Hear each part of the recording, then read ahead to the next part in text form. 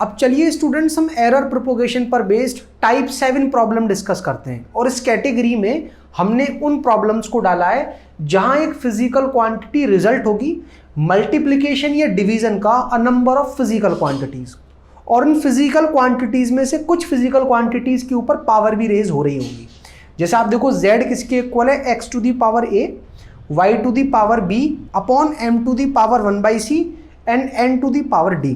मान लीजिए स्टूडेंट्स कि अगर z x to the power a के ही इक्वल होता तो ये टाइप नंबर 6 प्रॉब्लम में आ जाता कि फिजिकल क्वांटिटी दूसरी फिजिकल क्वांटिटी के ऊपर पावर रेज करने के बाद आ रही है। तो मैंने क्या कहा था, रिजल्ट की जो रिलेटिव एरर है डेल्टा z बाय z, वो फिजिकल क्वांटिटी जिसके ऊपर पावर रेज की गई है उसकी रिलेटिव एरर को पावर से मल्टीप्लाई करने के बाद मिलेगी। और अगर मान लीजिए z y to the power b के इक्वल होता तो z की रिलेटिव एरर y की रिलेटिव एरर को उसकी पावर मींस b से मल्टीप्लाई करने के बाद मिलती।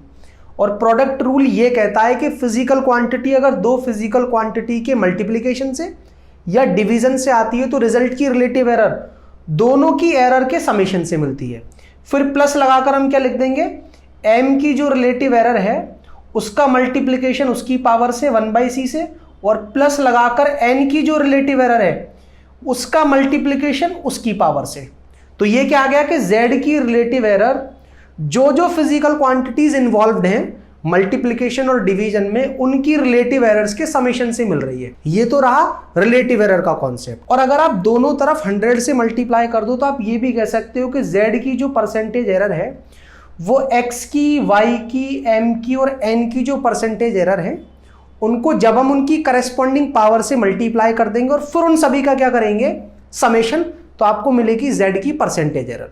अब ये कॉन्सेप्ट आपको समझ में कब आएगा, जब हम इस पर बेस्ड कुछ न्यूमेरिकल सॉल्व कर लेंगे। और न्यूमेरिकल सॉल्व करते हुए जो टेक्निक हम फॉलो करते हैं कि वीडियो को रोक करके पहले आप खुद से ट्राई करोगे और जब खुद से ना हो तब आप मेरा सोल्यूशन देखोगे। तो क्वेश्चन कुछ इस तरह से है कि z की रिलेटिव एरर पता करो जबकि z a b c और d पर इस तरह से डिपेंड करता है। तो वही टाइप नंबर 7 बन गया कि z की जो रिलेटिव एरर है a की रिलेटिव एरर को जो उसकी पावर है 4 उससे मल्टीप्लाई करने के बाद, b की रिलेटिव एरर को उसकी पावर से मल्टीप्लाई करने के बाद, और c की रिलेटिव एरर को उसकी पावर से मल्टीप्लाई कर दें आप, जो कि 1 है तो मल्टीप्लाई करने की जरूरत नहीं है, और d की रिलेटिव एरर को उसकी पावर से मल्टीप्लाई करें, दैट इज 1/2। और सभी के रिलेटिव एरर्स का जैसे ही आप समेशन करोगे आपको मिल जाएगी z की रिलेटिव एरर। और इतना सा ही पूछा गया है तो this is the solution. Students अगला जो न्यूमेरिकल है वो है परसेंटेज एरर पर बेस्ड। उसमें क्या पूछा गया है कि एक फिजिकल क्वांटिटी है p और वो a b c और d जो 4 ऑब्जर्वेबल्स हैं उन पर इस तरह से डिपेंड करती है। रिलेशन ये रहा। अब a की, b की, c की और d की जो परसेंटेज एरर है वो ये रही, तो आपको p की परसेंटेज एरर पता करनी है। तो मैंने आपसे ये कहा था कि p की जो परसेंटेज एरर है वो कैसे मिलेगी, a की परसेंटेज एरर को उसकी करस्पॉन्डिंग पावर से मल्टीप्लाई कर दो। तो a की परसेंटेज एरर है 1 और उसको जैसे ही आप 3 से मल्टीप्लाई करोगे तो ओवरऑल a की पावर 3 में कितनी परसेंटेज एरर है, 3%। फिर b की जो परसेंटेज एरर है उसको उसकी पावर से मल्टीप्लाई कर दो, तो 3 × 2 करोगे तो कितना आ जाएगा 6%। फिर प्लस c की जो परसेंटेज एरर है उसको उसकी पावर से मल्टीप्लाई करो, रूट का मतलब होता है हाफ, और c की परसेंटेज एरर है 4 तो हाफ इंटू में 4, और d की जो परसेंटेज एरर है उसको d की पावर मींस 1 से मल्टीप्लाई कर दो, तो 2 को अगर आप 1 से मल्टीप्लाई करोगे तो कितना आएगा 2%। तो यहां से आप देखोगे p के अंदर जो परसेंटेज एरर है वो है 3 + 6 9 + 2 11 + 2 मतलब कितना 13% की एरर होगी p के मेजरमेंट में अगर p a b c और d पर इस तरह से डिपेंड करता है। अब आपको ये तो समझ में आ ही गया होगा कि टाइप 7 प्रॉब्लम्स को किस तरह से अप्रोच करना है।